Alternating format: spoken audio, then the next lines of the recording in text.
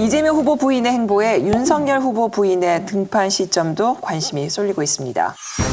민주당은 윤석열 후보 가족비리 신고센터를 상설 조직으로 전환하며 김건희 씨 검증 공세 수위를 높였습니다. 영부인 배우자의 중요성은 아무리 강조해도 지나치지 않을 것입니다. 철저한 검증이 필요합니다. 민주당과 합당 논의 중인 열린민주당 김의겸 의원은 김건희 씨가 말실수 리스크 때문에 공개 활동을 못할 거라고 비난했습니다. 마이크가 주어졌을 때 어디서 어떻게 폭탄이 터질지 알 수가 없다. 이에 이준석 국민의힘 대표는 이재명 후보 배우자의 활동이 득표 활동에 도움이 된 건지 의문이라고 응수했습니다. 다만 야당 내에서도 김건희 씨 공개 활동 시점에 맞춰 수사기관 소환 조사가 있을 거란 우려도 나옵니다. 윤 후보 측 인사는 김건희 씨는 당분간 공개 활동을 할 계획이 없다며 건강관리와 내조에만 집중할 것이라고 전했습니다. 야당은 2016년 문재인 대통령 아들 준용 씨의 취업 특혜 의혹을 제기한 SNS상의 해경군 김 씨가 김혜경 씨 아니냐는 의혹을 다시 꺼내들었습니다. 지금은 고인이 되셨지만 그 박원순 전 시장이 서울시장 그 선거 나올 때 그 부인이 선거 당선되는 날까지 안 나타나셨어요. 네네네. 그래서 그거는 나중에 얘기를 들어보니까 그 캠프에서 나오지 말게 하자. 왜냐면 그때 당시에 나경원 의원에 대해서 강남에 있는 피부과에 뭐 돈을 내고 다녔었느냐 뭐냐 하는 논란이 벌어졌기 때문에 그걸 극대화해야 되는데 그 효과를 만약에 부인이 나타나게 되면 그럼 당신도 피부과 다니지 않아? 뭐 이런 반대쪽에 공격이 들어올 거를 예상을 해서 나경원 후보에 대한 이게 희석될까 봐 전략적으로 내보내지 않았다고 하더라고요. 그래서 끝까지 이제 나오지 않았다는 얘기를 제가 그쪽 캠프에 있던 분한테 나중에 들었었는데 사실 뭐 김건희 씨가 언제 나올지는 아무도 모르죠. 아무도 모르는데 나름대로는 지금 굉장히 전략적으로 고민을 하고 있을 것 같아요. 근데 검찰 쪽에서 소환을 할 수가 있잖아요. 검찰에서 무슨 그 도이치모터스인가 뭘 가지고서 권오수 대표인가 그분이 이제 구속되고 그랬으니까 뭐 추가로 부를 수 있을 것 같아서 그 부분도 굉장히 전략적 판단을 하는 데 있어서 그 영향을 미칠 것 같아요. 근데 김건희 씨가 소환이 될까요? 아마 등장하자마자 소환하지 않을까? 등장을 하면? 네, 이 사람들 타이밍 맞추는 센스를 보면은 딱 등장하자마자 바로 언론 보도에 나온 거에 따르면 김건희 씨가 전혀 뭐 무관한 건 아니고 상당 부분 관여됐다는 의심을 받고 있기 때문에 수사 ABC에 따르면 소환하고 수사 일반 원칙에 따라 하는 게 맞죠. 다만 그러나 지금 대선을 앞두고 있고 유력 후보의 부인이기 때문에 오히려 우리 민주당한테 더 마이너스일 수 있다고 맞아요. 생각됩니다. 네. 일단 그 퍼스트 레이디라는 게 지금 법적 근거가 있는 건 아니죠. 법적 근거는 아니고 어떤 전통적 관습적으로 우리가 이제 국민들이 기대하는 어떤 역할들이 있었단 말이죠. 유경수 여사 이후로 쭉쭉쭉쭉쭉. 그렇기 때문에 등장을 해야 되는데 이제 이분이 이제 살아온 과정이라는 게 뭐 어려움을 뭐 알고 살았던 이런 분도 아니고 부유한 환경에서 아무런 어려움 모르고 서민들이 어떻게 살아가는지 잘 모르고 자라온 것처럼 좀 보이거든요. 근데 이제 퍼스트 레이디가 저 밑바닥의 소외층을 돌보거나 뭐 이런 것이기 때문에 거기서 아마 충돌이 좀 아마 일어날 수도 있을 것 같아서 제가 이제 권하는 거는 그냥 선거 캠프 있잖아요. 그냥 말단으로 들어가서 사람들하고 좀 호흡하는 법들, 대화하는 방법들을 좀 배운 다음에 그 다음에 조금씩 넓혀가는 게 낫지 않나.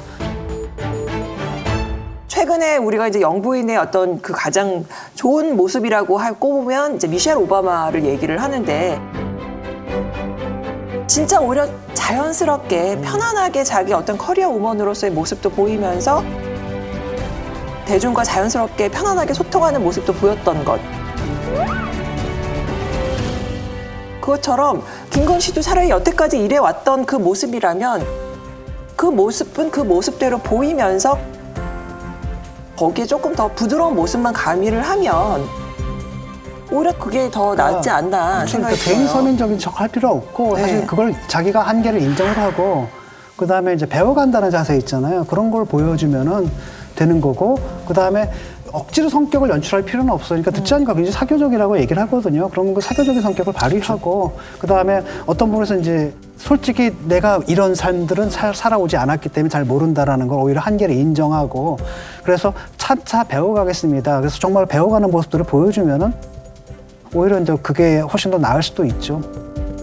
계속 이제 캠프에 계신 분도 그렇게 얘기하고 저도 계속 주문을 했는데 털 건 털어라. 예를 들어가지고 어떤 학력 같은 거 표기할 때 이게 이제 반복이 된다라고 한다면 이건 의도적인 것이고 그것은 사실 위조라고 보기는 어려워도 분명히 학력을 과장하려고 했던 건 있다. 그래서 그런 부분들은 깨끗하게 털고 넘어가는 게 좋지 않냐. 근데 김의겸 열린민주당 의원이요, 김건희 씨의 말투나 사용하는 어휘를 보면 너무 위험하다.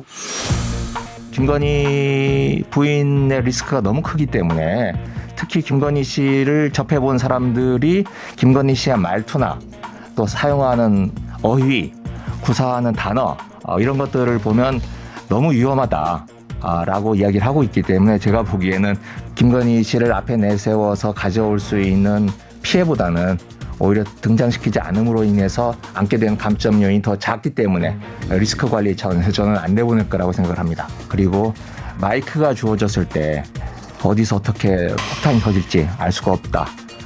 그런 위험이 있다고 생각을 합니다. 본인이 나잖아. 본인이 나잖아. 본인이 알 나잖아. 수가 없다. 정말 이심전심이라는 게 있는 모양이네요. 뭐라 그러셔서 못 들었어요. 본인이나 잘하라고 그래라. 근데 저도 저거 보면서 딱 그 생각했는데, 야, 어떻게 이렇게 그냥 말씀하시네. 다 내려놓으신 것 같아요, 의원님. 저 김황식 국무총리께서 저보고 어느 행사장에서 뵀는데 저보고 굉장히 걱정 어린 눈빛으로 저를 이렇게 바로 옆자리에 앉으셨는데 거기서 민주당에서 괜찮아? 민주당에서 괜찮아? 못 견딜 텐데 그래서 아주 괜찮은데요. 그래서 근데 만약에 정권 바뀌면 어쩌시려고 그래요? 큰일 날 텐데. 아니 뭐 의원님은 상관없으니까. 그러니까 의원님 상관없으니까. 네. 대장동 수사 아니, 그러니까 민주당 분들한테 만약에 정권 바뀌어가지고 저쪽 사람들이 똑같이 한다라고 한다면은 어떤 일이 벌어지냐고. 제가 계속 주장한 게 뭐냐면 민주적 사람들은 자기들은 선의가 있기 때문에 안 그럴 거다라고 그러는데 아니거든요. 그러니까 그래서 정권을 안 바꾸려고 하긴 뭐 그래도 국회의원 선거는 24년이니까 그렇죠. 난 저는 민주당에서 의원님 건드릴 수 있는 사람 아무도 없을 거라 생각해요, 진짜. 네.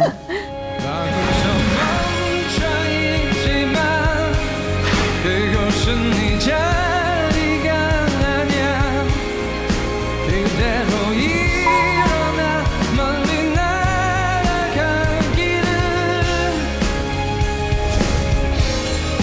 견딜 수 있어 날개를 펴고 날아. 근데 윤석열 캠프 측에서는 김건희 씨의 공개 활동은 집권 세력에 의해서 악용될 우려가 있어서 고민 중이다. 뭐 이렇게 나오고 있는 것 같은데요. 그건 옳지 않다고 생각해요. 네. 왜냐하면 국민들은 어쨌든 대통령을 뽑을 때 대통령의 부인이 어떤 분인지에 대해서도 알 권리가 있고 또 알고 싶어 하잖아요. 그냥 있는 대로 자연스럽게 보여줬으면 좋겠어. 이게 나다. 그래서 나 이렇게 살아왔고 이렇게 이 내 모습이니까 누구는 좋아할 수도 있고 누구는 싫어할 수도 있는데 우리 사회의 약자나 소외된 사람들 이런 분들을 대통령이 못하는 볼 수 없는 부분들까지도 봐야 된다라는 그런 게 있으니까 그런 것들을 할 수 있는 마음 자세라든가 그다음에 결심이라든가 이런 걸 보여준다면 그러면 크게 문제 없지 않을까 싶어요. 미국 그 대통령 선거에서도 패널들이 후보에게 많이 물어보는 질문 중에 하나가 국가 안보 사항에 대해서 당신의 부인과 얘기하겠냐 이 질문을 굉장히 많이 해요. 이것은 미국과 같이 개방적인 사회에서도 아무리 부부라고 해도 지나치게 부인이 정치에 개입하는 것은 바람직하지 않다. 이 생각하에서 그런 질문을 하는 것이다. 이렇게 얘기할 수 있고요. 저는 한국 사회도 마찬가지다라고 생각합니다. 우리가 선출하는 것은 뭐 대통령 후보를 보고 선출하는 것이고 부인은 부인이기 때문에 청와대에 따라 들어가긴 하겠지만 그러나 지나치게 정치에 개입하는 모습을 보여서는 안 된다라는 생각을 하고요. 특히 선거운동 단계에서도 저는 뭐 캠프의 활동이나 또 당선되고 난 이후에도 정치에 지나치게 개입하는 모습은 보이지 않는 것이 저는 바람직하다 이렇게 생각합니다. 역대 선거에서는 사실 부인 그 요소가 전면에 등장한 적은 거의 없었잖아요.